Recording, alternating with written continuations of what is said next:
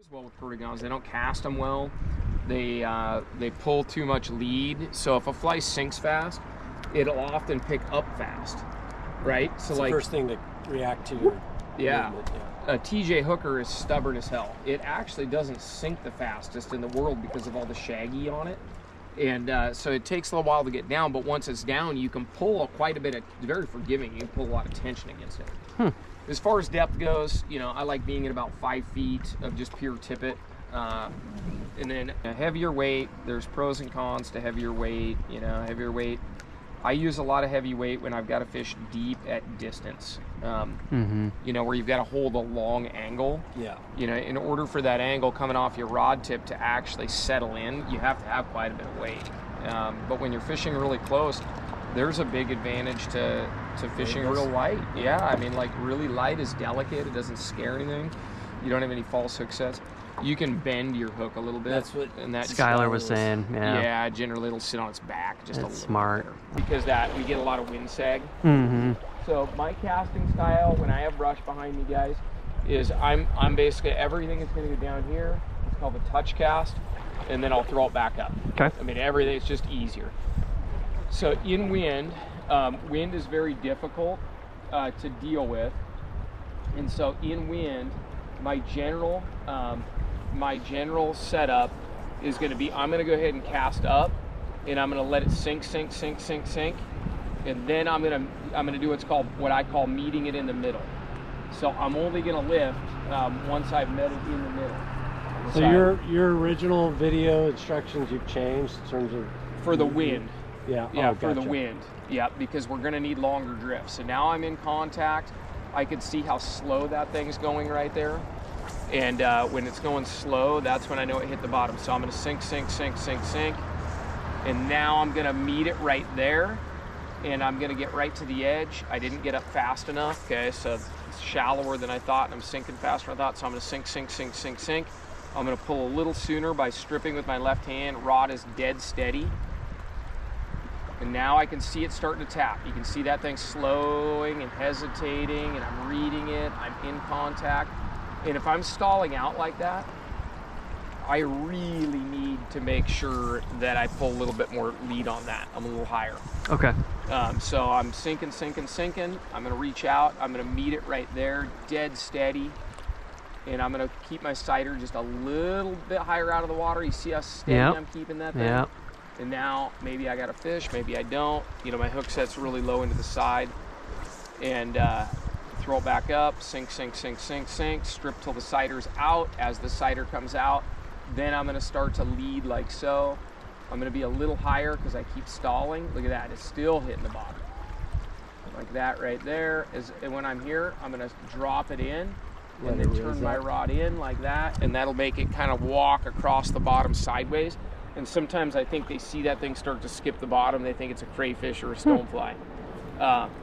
But your job right here, Scott, is to spend about 5 minutes. That's all it'll take. Just not getting snagged. Like that's your goal. Is keep that sighter. So I'm still in hard contact right there, believe it or not. I mean, it looks 100 feet deep, right? Yeah. I'm still in hard contact, and I can see by how slow it's going. Yeah. And I had to set the hook on that one. And this fly may be a little grabby too. I might bend the hook just a little bit, but I'm going to even go higher out of the water. The more sighter you can keep out of the water and still be in contact, the more control you have. Once that sighter's in the water, you've got a lot of line in there being affected by the current. So my system is basically this. I'm just wash, rinse, repeat. So move a little bit. And we're going to work our way all the way up to the ripple, basically from right here. And my goal for you, or my hope for you, is literally, I don't care if you catch a fish or not. It'd be sweet if you did. But I want you to just get in the use to seeing that little con. The hook set, I'm just going to have it, you know, I'll force a hard drop right here on the sighter, or, you know, by feel. Yeah. So I'll fish that sighter a little closer to the water. And let's just say I get right there. So that really did look like a bite. I'm just right here in low. I don't want to throw it in the tree behind me, and I always want to set the hook downstream. Downstream, and then got it. The hook set, when I swing through it, let's say I swing all the way through. I'll just do another one, and I'll swing all the way through this one. So I'm leading. Okay, snagged a little bit. when I set the hook here, if I swing all the way through, Yeah. I cast forward overhand. I have to guide the nymph. Oh. You guys hate getting snagged on your rod tip, right? Yeah. It sucks, and it happens a lot when you're learning to do this. The hook set, it's a helicopter set.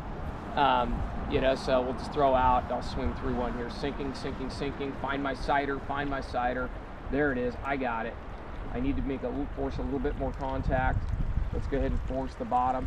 Okay, I missed. So I went, and I'm not fishing that probably, but I came back low and over the top. And the fact that I'm not going in a scissor path like this, like, you know, like a hinge. Yes. A hinge move is, if you have a direct rod back, that fly is going to go right back in your rod tip if I go straight. So you have to like angle and sweep the hook set. The way we really want it working, and this is a tough spot, is we just want this fly, the fly is going to tap and it's going to slow down. It's going to tap and slow down. It's going to tap and slow down. Yeah. It just needs to be tumbling. If you're in too much contact, this tippet itself will get wrapped around rocks and sticks. But if I have, like, let's just set the fly on the bottom. When I have it right and my rod is right here, the rod is like a tuning fork. If you just watch for a second, like, a little snagged up here. But when it's done right, like, you have to have a right balance. But now the rod itself, the rod tip itself should be picking the fly up. And if you fish rods that are too light, it won't pick that nymph up. That's the downside. Like, this is a nice light rod, probably a 3-weight, right? Yep. You know, a rod with a heavier tip does a better job of picking up streamers, if you can imagine. Like, it has to automatically be picking it up. Yeah. Once it's loaded, you know, it's kind of like a spring. Yep. And it's like spring steel, and it should pick it up on its own. It shouldn't be you physically moving the fly. The rod tip should be going tick, tick, tick, tick, tick. So if you're fishing like I fish now an 11-foot 4-weight a lot when I fish big stuff like this. The stronger rod tips will pick it up a little bit better, but the fly should make contact and slide, contact, slide, contact, slide. But there's a lot of problems when you start to you know, fish with too much contact. You're gonna snag, it's gonna be messy.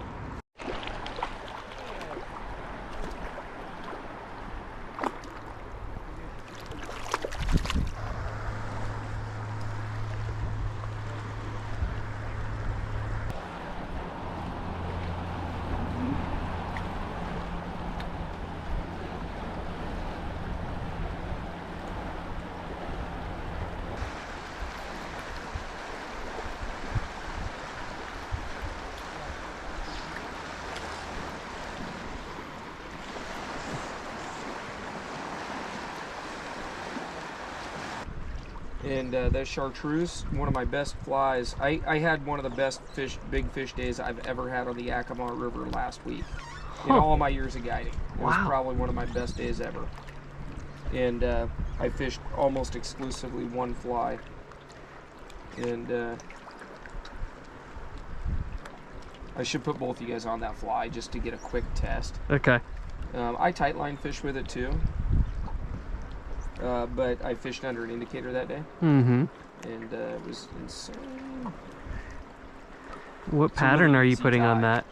So I'm just trying to I'm trying to break up that gold. This fly has got really nice gold, but it's just too much. So we need to create an illusion of movement or segmentation. I see. I mean, it can't be just bright gold. You'll get a few on that bright gold, but yeah. I mean, it really looks like a very different bug after I'm done with it. Yeah, it really does. So we're gonna make the back dark, just like a stone, with a lighter colored belly. So once it's kind of rolling around, they've got kind of a two-tone look to it. That's brilliant. Yeah, if it wasn't worth doing it, I wouldn't sit digging around with a Sharpie marker every time. And you can't do them way in advance. Don't do them at home or when they're on the vise. You got to do them on the river. And that's all right. I'll tie it on and we'll sort it out. You can't do it when it's on the river because you got to do it when it's on the river, excuse me, because the ink will bleed. Oh, yeah.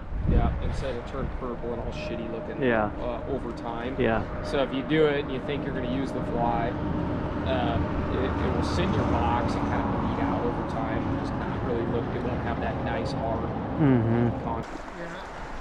This is really goofy. Well, just go up closer to the ripple then and feed down, I guess. Well, I don't know, whatever you think. Oh, got one. There you go. Ah. Fucking A, Scott. Oh. God, you break my heart. God, it was like a 14-incher.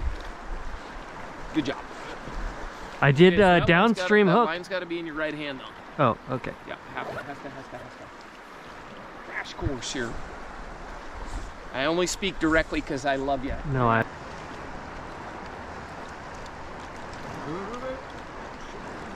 It's actually bigger than I thought.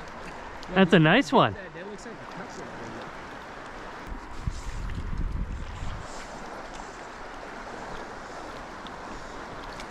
Oh, there's one. Oh, he's bigger. Nice.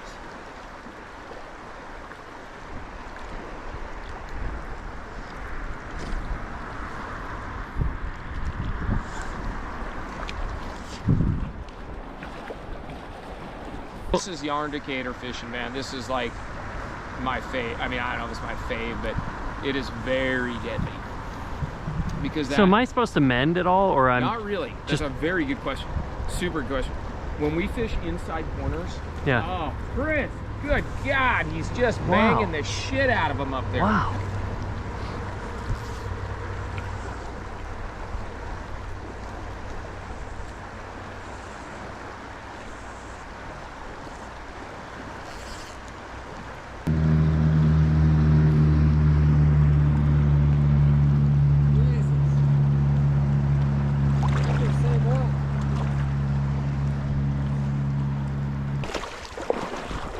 I have never walked through quicksand like that before. No. It's a little nerve-wracking. Would you mind if I kept this in the boat? It seems perfect. Yeah, dude, working the line is my Overpowered curve. Okay. But the main thing is just learning to stop short, like having really good control, a real crisp back cast, a real short stop on your back cast, and you know, click, click, click, click, like real short, right? Okay. Yeah. And the consequence might be you tangle up once in a while. Good.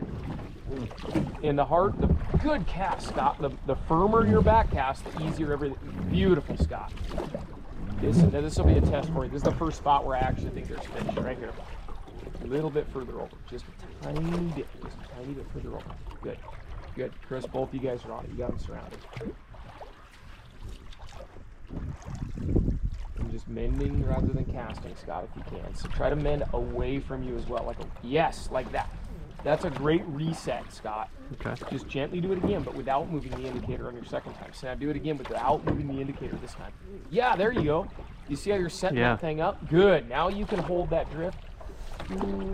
Maybe over mend it a little bit, but you're getting the idea on the mend. Looks like it's that's stop. Good job, guys.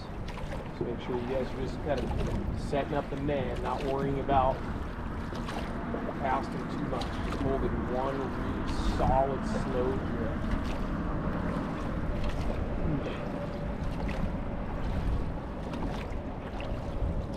Good. Close.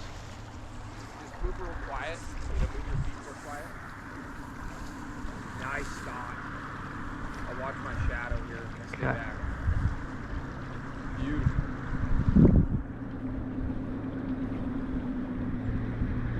There he is. Nice. Nice job, dude. That's a hell of a fish. Oh, he just came on hook. Yeah. Shit, that was a toad, buddy. That was a good one. Yeah, nice job. That Thank was you. so fun to watch. I would have jinxed you. I was like, you know, I should video that because it's such a good drift. It'd be fun to get a hook up for you. That was right there. Boom.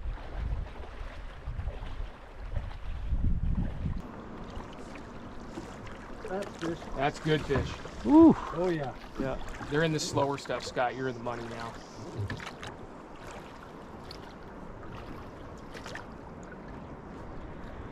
Butte, Chris. Yeah, that's a good one. Oh shit. There's one. Fuck. I am fucked up. The tooth moved.